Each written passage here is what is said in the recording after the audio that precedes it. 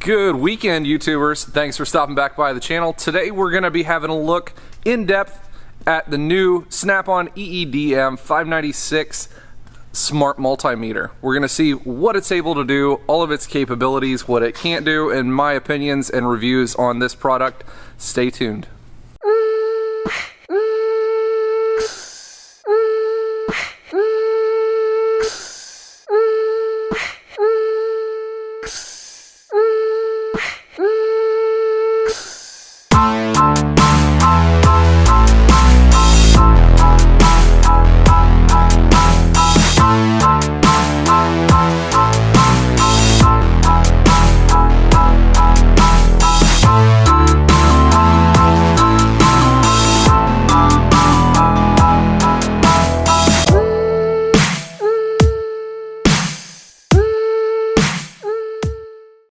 So this tool is a tool that we mechanics have been waiting for some time. We've been waiting for something that was hopefully a game changer in the market of the digital multimeter field.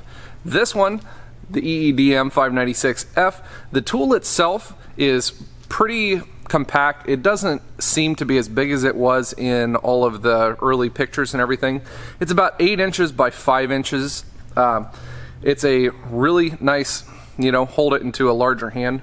We're gonna look and see what else comes in the package. It does come in this nice fancy snap-on soft shell case, and then inside we have our standard leads. We've got an RPM pickup, temperature probe, an adapter to go into the meter, our standard alligator clips, the instructions for the tool. These did not come in it, but I put them in there anyways. There were a couple of back probe picks. And then you would think that, oh, this is really cool. Snap-on put in their very own really cool machined little USB thing. I wonder if that is some kind of interactive thing or some kind of program to show you what to do and how to use it. No, that just shows you the instructions in 6 different languages. So, interesting as it may be, that's all it is. So, let's get into the actual capabilities of the machine. So as I said before, this is a really nice, easy ergonomic design. It is more of a horizontal design meter rather than a vertical meter like most other hand tools. When we turn this one on, we'll go through the different functions. The first one we come to is the voltage in AC and DC. This thing is very responsive, works really well, and then you see this little LPF. I'm not sure if this is like something that just Snap-on is kind of has as a marketing thing, or what it, they actually pointed it as, but it does work really well. It's called a low pass filter. What it's going to do is in your AC voltages, you're always going to have peaks that are higher and values that are lower, and they just point out more than other ones. This low pass filter is going to take away those spikes of readings and keep the meter from jumping around. It's going to level everything out a whole lot more. So I would generally just keep the low pass filter on more often is what I would do. So that's that function. Then we have the millivolts, just moves the little decimal place over, and it also becomes just a little bit more touchy on the readings that it has, I've come to notice.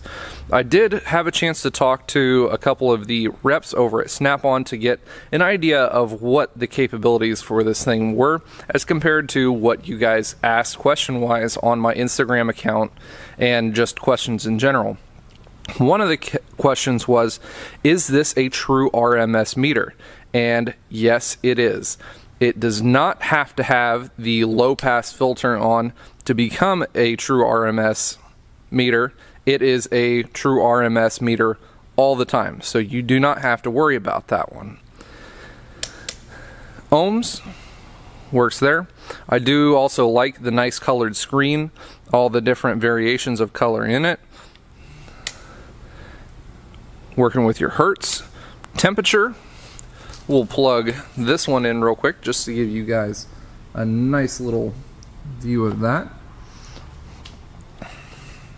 So instantly we get a good temp, and we're going to see It adjusts very quickly and accurately at the same time. Let go of our little probe, adjusts back very quickly. So this one is going to be really nice because it's got a nice lead. It's wrapped up. It's about 3.5 feet long, so sticking into dashes or sticking down into engines, into bays, areas like that, it'll make it really nice for that one. Able to get into all the places that you need. You got microamps, milliamps, and amps in the setting. Here on top to go with that, your amps, and then for your microamps and the temp gauge. If you're wanting to do the microamps, you're going to have to put in your lead into that port. Amps is still a standard 10 amp function. Volts, it does go up to 1000 volts standard. As you can see, volts DC, 1000 volts DC. AC, you're working at a possible 750 volts AC.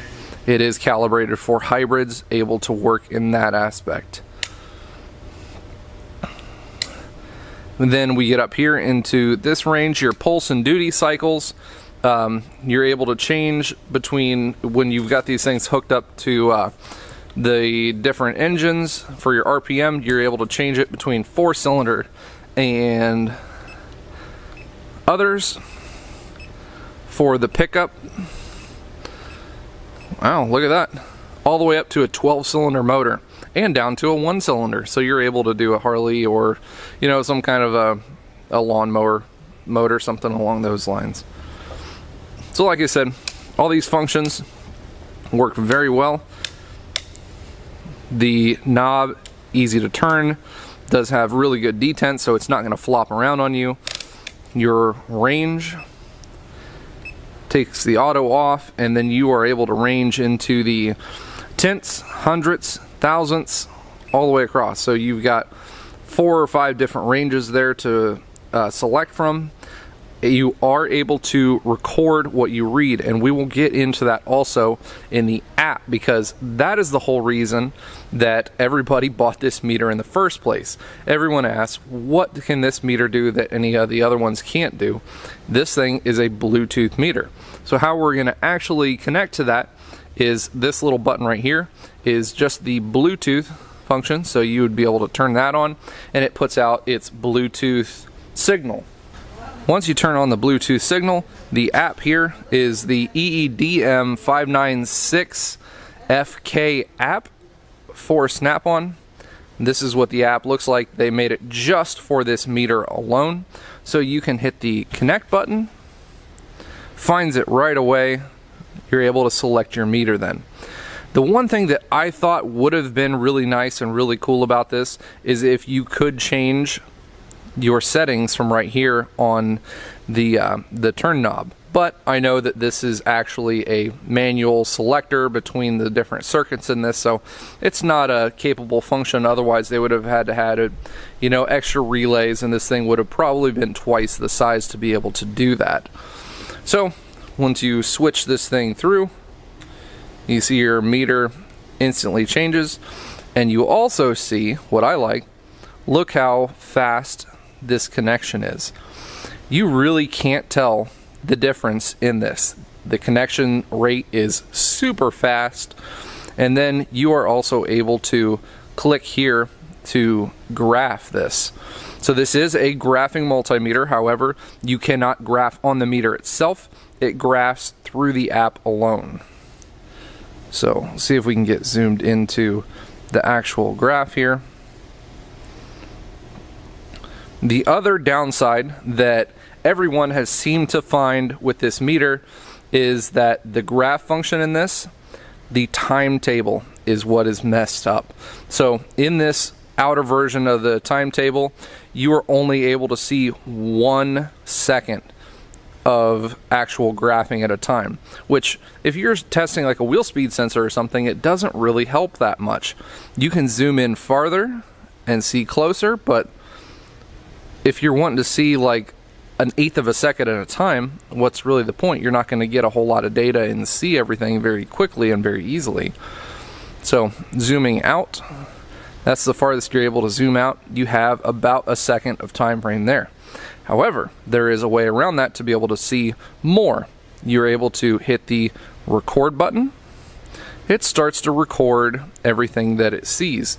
You can see that the screen is a little bit dimmer. I don't like that it does that. I would like that it would record but not dim the screen. So we've got about 15 seconds of recording there, and it is going to show you your min, your max, and your average during your recording. You can save this, so we can save it there. It's applied in our saved area, and then if we would like to see what we just recorded, you're going to go up here to the top to the results section, and you can see all the different test results that we have taken. I'm going to go to this one, and then it's going to bring up our test results, the min, the max, the average of whatever test results that we have also. You are also able to share this results. You can see your graph here at the bottom. When I was testing earlier, 12 volts up and down, or 14 volts up and down of testing the charging of a vehicle, but I was letting on and off the meter. So you can see the duty cycle and me moving the meter right there. The timetable works as the exact amount that you would have recorded during the test. So I think that's pretty cool. You can fill out all of these other things on the top. You can fill in your work order, the make, the model, license plate of it, and you can then send this to anybody you want via email or connect to other apps. You can message it, Messenger, Facebook, all that other kind of stuff. So that's kind of neat that you can record it and you can send it to anybody, the results of whatever you were testing. Also down here at the bottom, we'll see if you can see it very well, it's all the buttons that are on the meter as well. So if you're wanting to change and turn on and off the low pass filter, can't do that. The hold button, you can apply the hold for the peak at min and max right from the app. What else can you do here? You can switch between AC and DC. Relativity. You can select exactly what you would like to record, min, max, average, whereas if you just leave it standard wise, the recording is going to show everything. And then your range, you can auto range it or change the ranges as well. So all in all, there's a whole lot of functions to the app. It works very well. Connect to the device. You can change your shop information and what version the tool is on. So, as I said, the only downside that I see to the actual app itself is going to be the timetable. I did also talk to the developers of the tool and the app, and they said very likely in the future, they are going to be, in the near future, they said, they're going to be coming up with a patch to the app to where you can change the timetables here on the app as well, which will be very nice for the graphing functions. It would have been cool to see some of the graphing actually built into the meter itself, but you know, you can only hope for so much. So there is the only graphing that you're going to get on the app. Alright, so now we're going to start talking some of the accessories that come with this one. The accessories that actually come with it, as I showed earlier, first off you have the standard meter leads. They're like 3.5 foot long. They have the tips on the ends that screw off and are able to put different tips and different accessories on. The actual cable is able to wrap around the whole meter, and then there's a little strap right there on the bottom of it to be able to hold it in place. One of the worst things that we had while testing this was, alright, I want to use the Bluetooth function of it. Where am I going to put my $700 meter? Well, you know, you kind of SOL on that one. You've got a standard back for it that flips out, so you can set it up on a surface, but it doesn't really come with any kind of case or anything like that. There is a little strap area, and it will work for this strap, the magnetic hook strap, That's what they tell me. My Snap-on rep didn't have one to actually show you guys, so I've got one on order, but they said that that one should be able to fit into that section quite nicely. I already showed the 2 temp probes in the pickup, and then the other one that I had the chance to try out was the Snap-on low amp probe. Part number on this one is EEDM596F. I wanted to try this one because I guess the point of it I wanted to try was for low amp like battery and off draws, and we wanted to try this one for graphing as well, but I wanted to use it for low amp off draw. It doesn't work so well, mostly because this tool is so fine-tuned that the pickup on it is way too wigged out. It goes back and forth and jumps all over the place because it is an actual magnetic pickup. Like if I had a magnet sitting in my pocket, it would throw the reading off of it.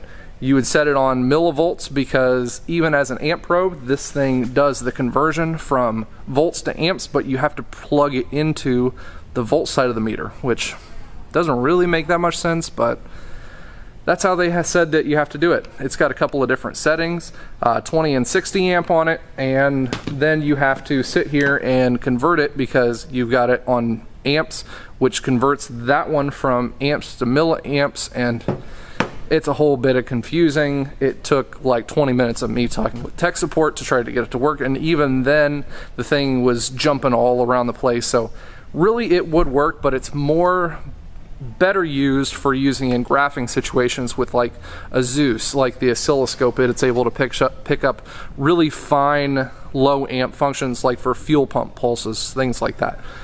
So I would not recommend using that for your meter. They said the technology really doesn't exist for finding low amp draw clamp to be able to clamp on. Still, if you want to find amp draws, you're going to have to hook this thing up with a battery in series to be actually accurate.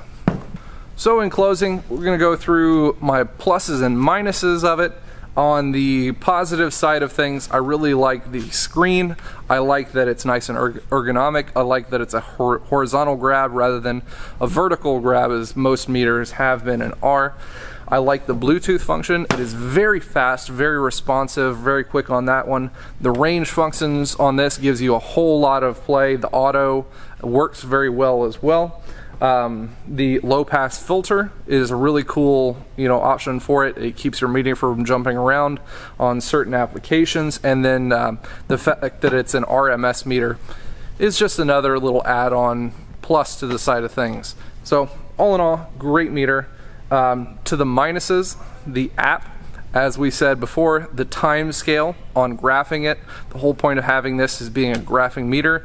If we don't have enough time to see our graph live, then there's not too much of an extra point to it. So hopefully they change that one in the next app update.